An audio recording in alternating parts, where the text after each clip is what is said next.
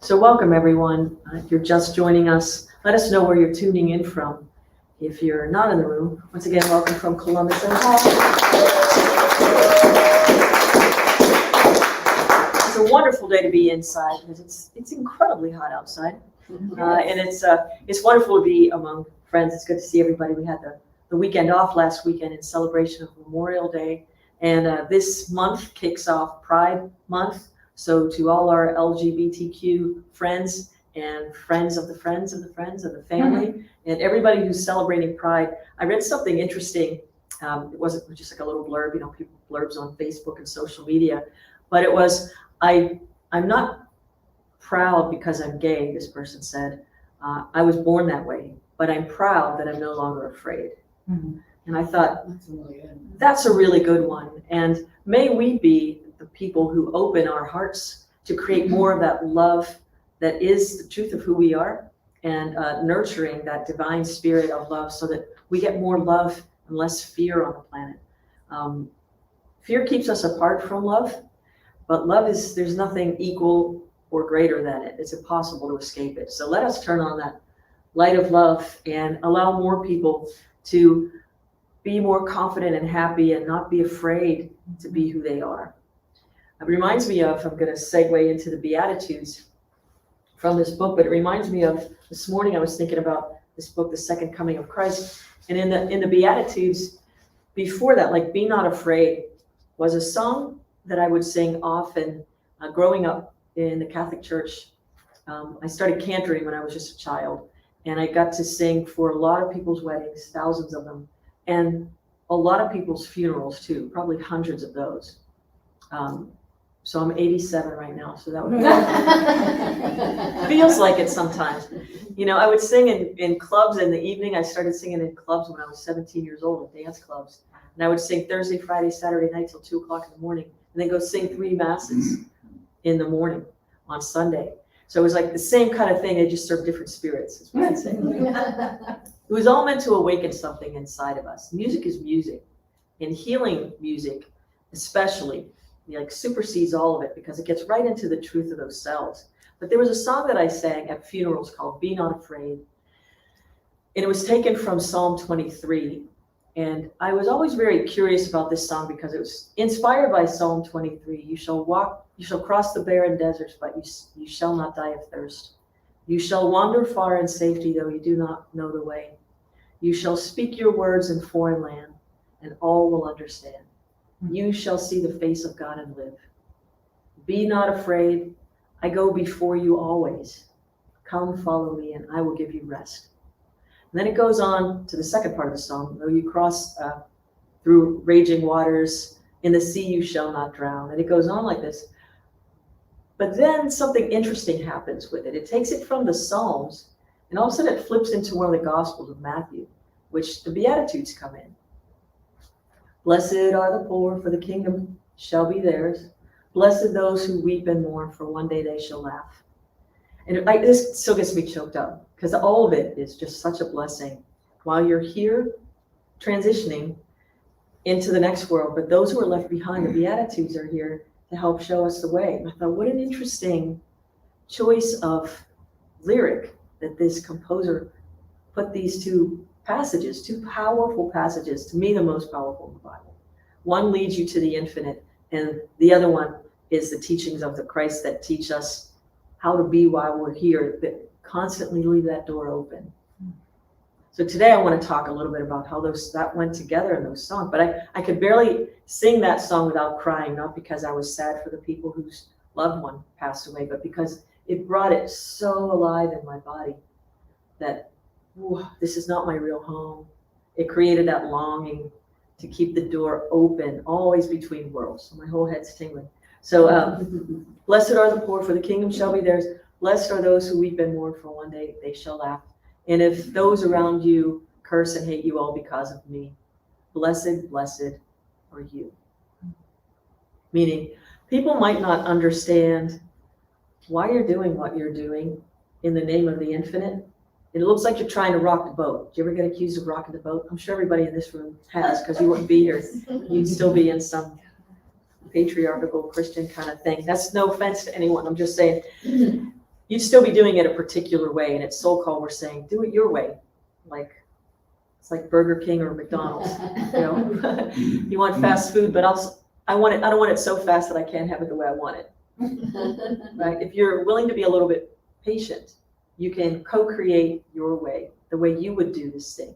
And there are some things we need to be patient and tolerant with, like certain rules that govern the known universe. Those are things that are going to be that way. Or to get in the game, you got to play the game. Like we had this conversation.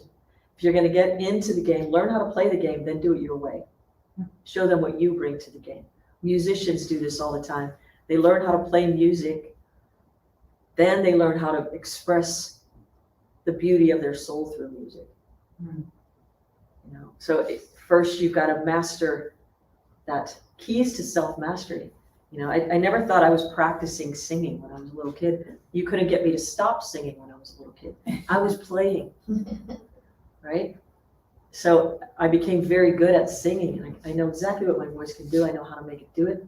I became very, very intimate with this instrument. Then I learned how to play other instruments too, as an accent to it, to enhance it in some ways. But sometimes I just like the voice alone is enough. I don't want anything else around it, right? So we don't need a whole lot, is what I'm trying to say. All you need to listen to is that silence of your soul. And I think the Beatitudes help us to turn this outer world off and get back to that center. And right now I'm getting the image of, if you're ever working problems in mathematics, like where you start learning like negative numbers and then positive numbers, you've got that line, it's a continuum, zeros in the middle, and the pluses are to the right, +1, +2, +3, +4, yeah? And the negatives are to the left, -1, -2, -3. Somehow, if we can bring, that's a construct of the ego, first of all. It doesn't really exist in nature or anywhere else in the universe, but it's a fun concept to play with. If we consider 0 to be the portal to the infinite, the more we align with the ego, the pluses, the more we focus on the material world. Looks like we have something. We really got something. And the negatives would be when you go through the portal, the less of this physical world, but the more we are open to infinity. So the Sufis would say, remember that word dervish? Like, be that 0. Saved by 0. Remember that song? Saved by 0 in the 80s or 90s. I'm sure I don't have the melody right, but Yeah. Be the balancing point. You know, it's interesting that Jesus and Joseph were carpenters, and you know, like the level. Be that level. They always like smooth things and things that are level. Be the bubble on the level, right? Next time somebody calls you a bubblehead, say thank you very much. Thank you for noticing. I worked very hard at that, right?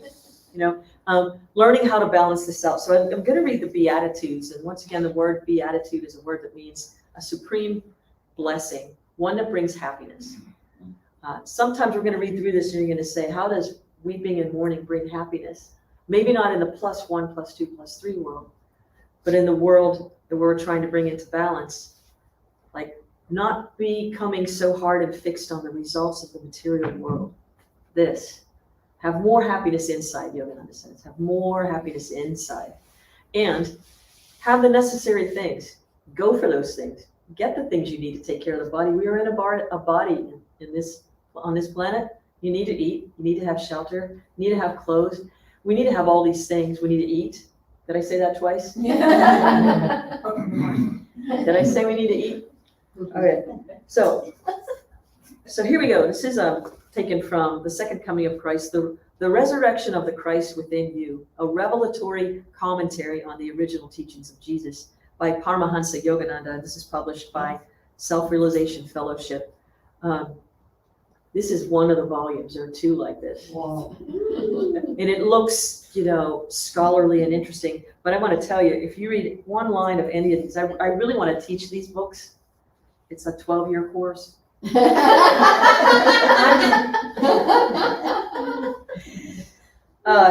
You know, it could just be one of these things where we just pick a few and go for it. And then, but you could read one line, and it's kind of what I call popcorn consciousness. I mean, it just kind of, these little kernels just pop in your mind in places where you didn't even realize there were seeds of things capable of growing. It's off the beaten tracks, off on the side of the road, you know. Some seed fell on the rocky road, some seed fell, and some of that seed yielded 100-fold. This is a kind of 100-fold kind of stuff.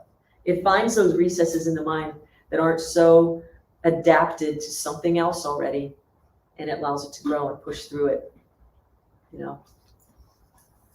I got weed consciousness. I was thinking of my front flower bed. And seeing the multitudes, we're talking about Jesus. And seeing the multitudes, he went up into a mountain. And when he was set, his disciples came unto him. This is from Matthew. And he opened his mouth and taught them, saying, Blessed are the poor in spirit, for theirs is the kingdom of heaven. Blessed are they that mourn, for they shall be comforted.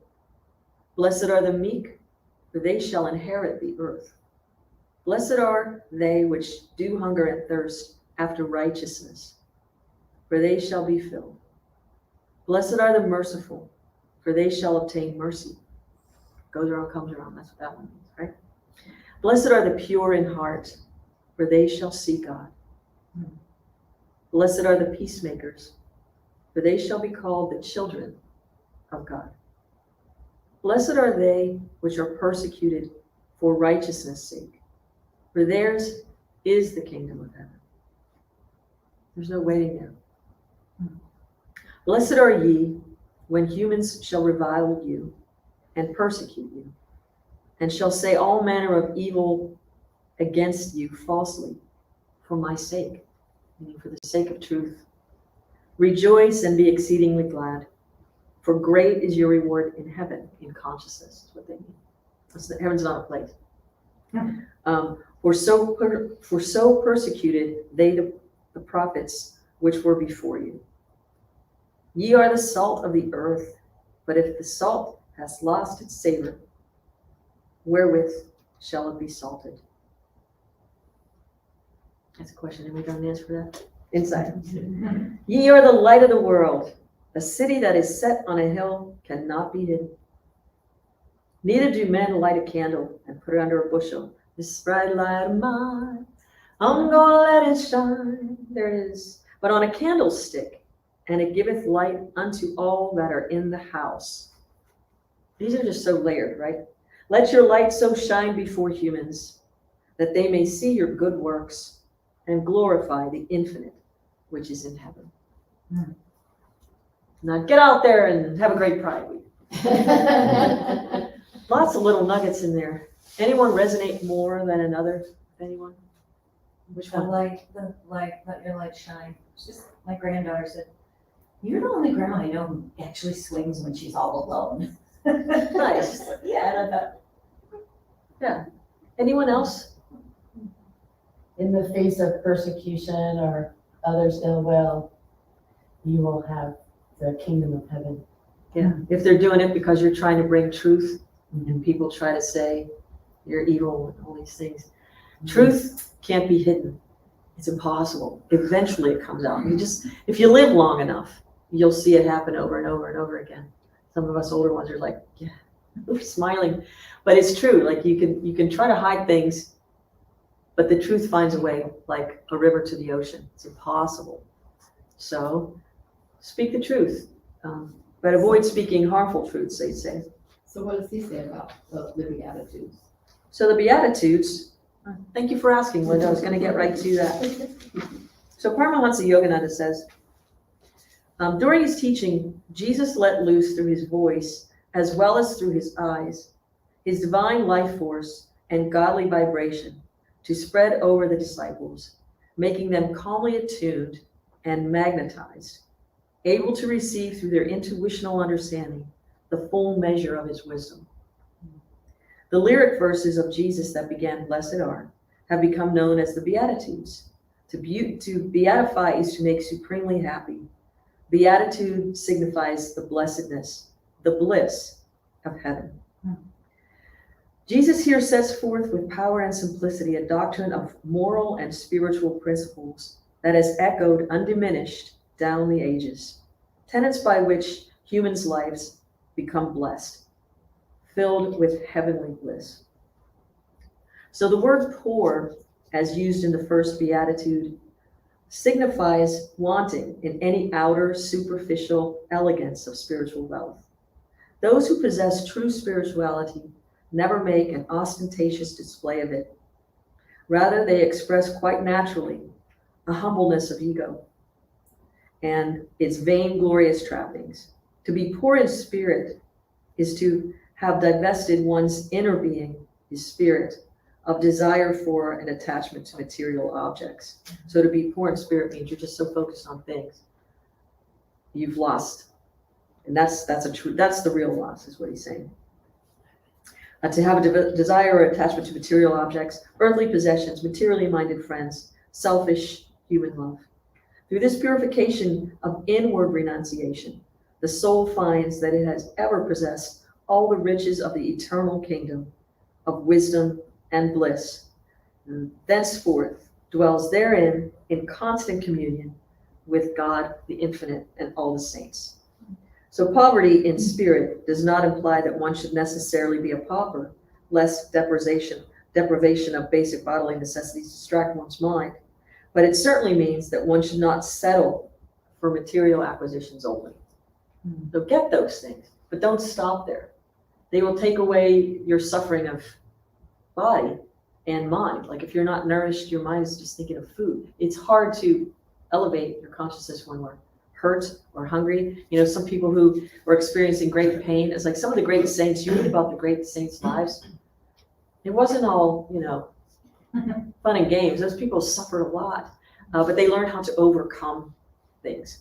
So here's an invitation this week. If you experience something, if you can, first thing, as soon as something comes into your field that's painful, maybe physically or off the mark in terms of something's not right, if your first response to that is to get above it consciousness-wise and realize this is of a material vibration, I am an immortal.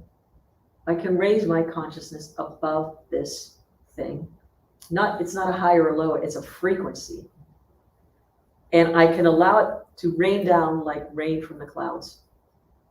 Magnetize it, like Jesus was saying, his words were he was magnetizing and supercharging the brains of the disciples to be able to accept that wisdom. He was sending out a vibration that allowed them to assimilate what he was saying. He wasn't mere understanding. It was more like an assimilation. So it was a transference, like the transfer is complete. Did you ever read the Jedi mind trick and things like that? They talk about these things that they make fun of it and make it funny. But like if you stare at somebody, I don't know, she just looked at me, all of a sudden I went and got her something to eat. I don't know. Whatever it is, you can do this with yourself. And this is what they're saying. It's not just Jesus that can do it. These are teachings for us to try out. And we got plenty of opportunities to do it. I don't know about you, but there are so many lessons that I'm learning on trying to be less in control of things, even if it looks like they should be controllable. That's been my thing from the time I was a little kid. That's mine. So there I said it. I know it, but it's harder to do sometimes. But I'm getting better at it. Just over the weekend, I realized there are a lot of things that I should be able to control, like scenarios, tell people to do it this way. They don't always do that. And there's nothing you can do about it sometimes. So is it going to have my inner peace, my inner spirit get squashed? Am I so focused on the material thing that I'm going to lose my inner spirit and my inner peace over it? Sometimes it happens without us thinking, right? Think of anything in your life that you're trying to just keep at a certain thing. Sometimes it's just think of anything that you think you need to have or you're just not going to be happy. Trade that in for lasting happiness and watch how quickly that other thing gets magnetized to you. Zoom. Because you're not trying to do it on a smaller way of doing it. One of the things I used to ask my father, I could never understand. We would be driving to Kennywood Park, this great amusement park in the city of Pittsburgh. And it was further away than most of the places we had gone when I was a little kid in the car. And I recognized it was a series of lefts, rights, straight ahead for a while, then another left and a right, and up, over, and around. And I said to my dad, why can't they just make a road that goes from our house right to Kennywood? He goes, well, they do. That's where I'm like, no, I mean, just a road that goes from here, and we just get on it, and it goes straight to Kennywood. So I'm thinking the airplane route to Kennywood, Yeah. right? Right. And he just looked at me, and this is another one of those times where he's looking at me, and he just said, just get in the car. You didn't have time for my logic, but what it was I was thinking of direct routes to things. I was keenly aware that there was a way to get directly to something. I didn't like an intercessor between me and the infinite either. So I already told my family by that age, I don't want all these people in between me and God. I go right to the source. I'm still like that. How many of you go right to the source? I want to speak to the manager. Yeah. Right? So we practice it out, but do that in your spiritual life too. Don't settle for little things. Go right to the source, and that's inside. You already have it. You don't have to do anything else. Then, let's see. Blessed are they that mourn, for they shall be comforted. The pangs of sorrow suffered by the ordinary person arise from mourning the loss of human love or material possessions, or the non-fulfillment of earthly hopes. Jesus was not extolling this negative state of mind, which eclipses psychological happiness and is utterly detrimental to the retention of spiritual bliss obtained by arduous effort in meditation. He was speaking that divine melancholy resulting from the awakening consciousness of separation from God, which creates in the soul an insatiable yearning to be reunited with the eternal beloved. Those who really mourn for God, who wail incessantly for the infinite, with ever-increasing zeal and meditation, shall find comfort with the revelation of wisdom bliss sent to them directly from the infinite. So we can use mourning as a process of human love, the people we miss. Is that 0 point again? That's the opening. That's the opening to the infinite. I miss this human being tremendously, but what I really miss is the infinite. It's reminding me how this is not my home. All of us. This is not our real home. Or we would live here 5,000 years or 10,000. Or you'd be born one time and that'd be it. We'd all be 1,000,000 years old and look fabulous. You look great for 1,000,000. Yeah. That's a whole other thing for another time, but that's a really curious thought that you can have fun with. Blessed are they which do hunger and thirst after righteousness, for they shall be fulfilled. That's Matthew 5:6. Blessed are ye that hunger now, for ye shall be filled. Luke also said that, Sermon on the Plain. The words thirst and hunger provide an apt metaphor for man's, humans, ours, spiritual quest. One must first have thirst for the theoretical knowledge of how to attain what he calls salvation, liberation. So satisfy one's inner hunger for truth, is what he's saying. After we quench the thirst by learning practical techniques for things, then we have to continue to practice them. Like, so I could show you the scales on a piano, show you how to do it, how to cross over and under, then it's yours. Take it away, like you go practice it. And then it could be yours too. So what he's saying is don't settle for following one person who has it. Ask them what they did. How did you do that? Helen's been in search of how to make this cookie. And she's had cookie consciousness now for at least a year, as I can recall. I think last spring we tried to make these cookies, or at least December. And we tried to experiment with it and couldn't figure out how to quite make it. But all of a sudden, when she wasn't thinking so much about how to make the cookie, all of a sudden last weekend at a wedding, they were all over. Somebody brought like dozens of these cookies, which What kind of cookie? these macaroon cookies, Oh, yeah. these soft nougat cookies. I have cookie consciousness sometimes, but now she didn't even bring any for any of us. She got us all involved in it. She's got about a dozen of them stashed in her house somewhere. I don't even know where they are.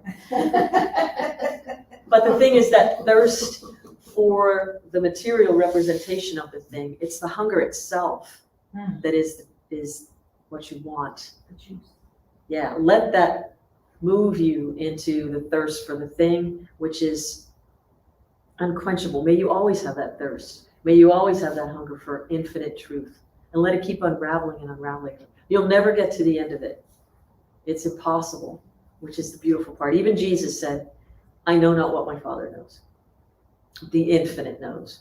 I know it's like on a need to know basis. You can merge with that super consciousness and get lots and lots of it. It's infinite, and you can certainly reside there. But And it takes a little practice, and no one knows the date or the time. It'll happen. Blessed are the merciful, for they shall obtain mercy. This is a short way of saying what goes around comes around. Now, mercy is a sort of heartache for the deficiency of an erring child. You have mercy on someone that you see them missing the mark. You don't want to punish them. It's just like, oh, the life story of Jesus is replete with accounts of mercy.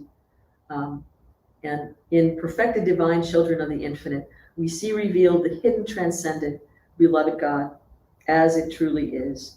The God of Moses is depicted of a God of wrath, though I do not believe Moses, who spoke of God, Yogananda is saying, face to face as a man speaketh unto his friend, ever thought of God as a vengeful tyrant. What he's saying is the God of Jesus was so gentle. It was that gentleness and mercy of the infinite that Jesus, the Christ, expressed. Instead of judging and destroying the enemies who would crucify him, he asked the infinite to forgive them. So with patient heart, Jesus looked upon humanity as little children who did not truly understand. If a wee child picks up a knife and strikes you, you do not want to hurt that child in retaliation if it doesn't realize what it's done. So look upon each other with mercy. If somebody misses the mark or does something, then this all goes back to an eye for an eye, tooth for a tooth. Leaves everybody blind and toothless. We don't want to do that. You could quote that. You could take that to the bank. Yeah. If you have no teeth. Yeah, no teeth. So what we offer is compassion, having patience and persistence. And then blessed are the pure of heart, for they shall see the infinite.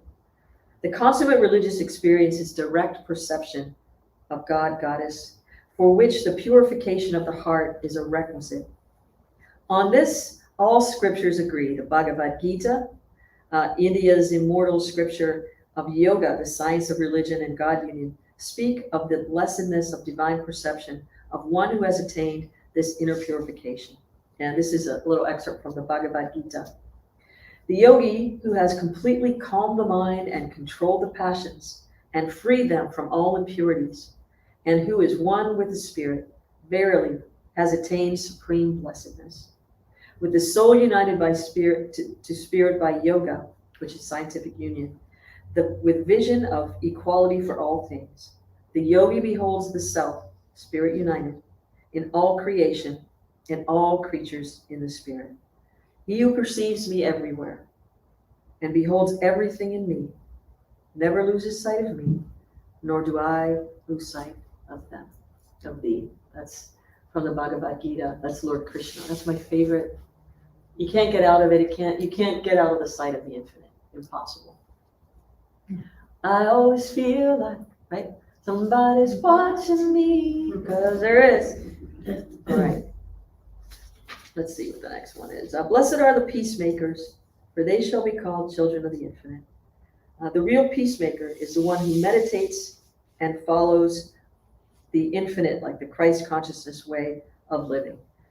Peacemaking doesn't mean you don't speak when it's your turn to say something. If you see something, say something. Or if you see something, be something. If you see something, be the one who brings the light to a situation. Might not even be saying something. That most of the time, we can just lead by example. If you see somebody treating somebody badly, be the peacemaker who takes that person, the one who's being treated badly, and says, come on, I'll help you with that. Remove them from a situation, diffuse a situation, bring that love, that peace, that magnetic strength of your heart, and supercharge it.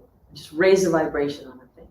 So the charge for this week is to bring the Beatitudes, be that blessed happiness, the one everybody wants to see, or they don't even know it until it happens. Just be the one that brings the charge. Here comes the juice, right? I remember when I was in high school, I haven't thought of this in a million years. My coach used to say to, we played fast pitch softball. She'd say to the pitcher, when it was time to throw a strike, she'd just scream, bring the heat. And then, man, here come a fastball. Zoom. Like, right? Strike three, you're out. Bring the heat sometime. Don't put up with things that are of a lower vibration. Bring that charge. Bring that love. Just watch how things shift. You don't bring the anger, but bring the heat of spiritual vibration. And, pure gold delights in the flame, Rumi says. That's from the Quran. Light upon light, it brightens your golden face. So pure gold cannot be destroyed. It can be melted, it can be reshaped into something else. Get that golden consciousness, right? It'd be like the Midas touch. Blessed are they which are persecuted for righteousness' sake, for theirs is the kingdom of heaven, meaning the consciousness. The kingdom of joy earned by those who live and die in right behavior. The bliss of the infinite will visit those souls who endure with equanimity the torture of the unjust criticism of so-called friends, as well as enemies for doing what is right, and who remain uninfluenced by wrong customs or society's harmful habits. What a message for pride. Come on. Society's harmful habits. We just get in the habit of doing it this way, and all of a sudden it's the way. A devotee of righteousness will not bend to social pressure to drink just because he happens to be at a gathering where cocktails are being served. Sometimes you might get mocked for not joining in. Worldly people who prefer sensory indulgences over the contact with the infinite are truly the foolish ones, because by ignoring what is right, they therefore ignore the good within themselves. The righteous devotee pursues that which is beneficial for the highest, in the highest sense. It would be mutually beneficial to all of us. So no matter how powerful the temptations are, or how strong bad habits can be, they can be resisted with the wisdom-guided power of self-control, and by holding to the conviction that no matter what pleasure is promised by temptation, it generally brings sorrow in the end. Right? So don't trade temporary pleasures for that lasting presence of the soul. And so the Beatitudes. Blessed are you among all, who can just remember in a time when it's necessary, remember, when you have it, right as you will, have what you need when you need it. That's to be divinely guided and in step with the infinite. And guess what? We all can have what we need when we need it. That's not just for a few. That kind of consciousness isn't a commodity. You can't sell it. It's not on the stock market. You can't hold it back to raise the price on it. You can't do it. It's meditation. Go deep within. Get to that zero point. There were many things that were sold on this idea too. I remember I'm thinking of a thing.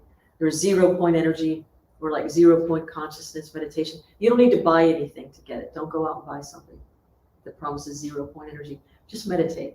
The 0 point of like, close your eyes and you're at 0 point. All your senses are turned off. Just allow yourself to get into the door of the soul. Open wide I keep for thee. Door of my heart. Open wide I keep for thee. Wilt thou come just for once come to me? This week I was doing something. I was inputting claims for a friend who needed, have a whole bunch done. It's kind of a rote thing, but I said, I have got an hour. I could probably do 50 of them in an hour. And to make that fun for myself, I chanted a song of Yogananda's the whole time. And it was, in my house with thine own hands, light the lamp of thy love. In my house with thine own hands, light the lamp of thy love. Right? That's all I was doing. For an hour. So I did something, earned a little bit of money, but I mostly helped out a friend. And I had this running through my head for the rest of the day. So the first thing I did when I finished that was went into meditation. Because in that place of meditation, with something like that, light the lamp of thy love. Light the lamp of thy love. That whole day got a lot better. And I was a lot more calm. I didn't try to control everything that whole day, for real. Helen's laughing because she witnessed it. Can I get a witness? Yeah, so that's the invitation to use already what the infinite has given you, that divine key, the soul, that 0 point consciousness, and turn off the things of the world, and the Beatitudes, the divine blessings, come from within. So you have these blessings in heaven, and heaven is not a place, it's a consciousness. It's a consciousness.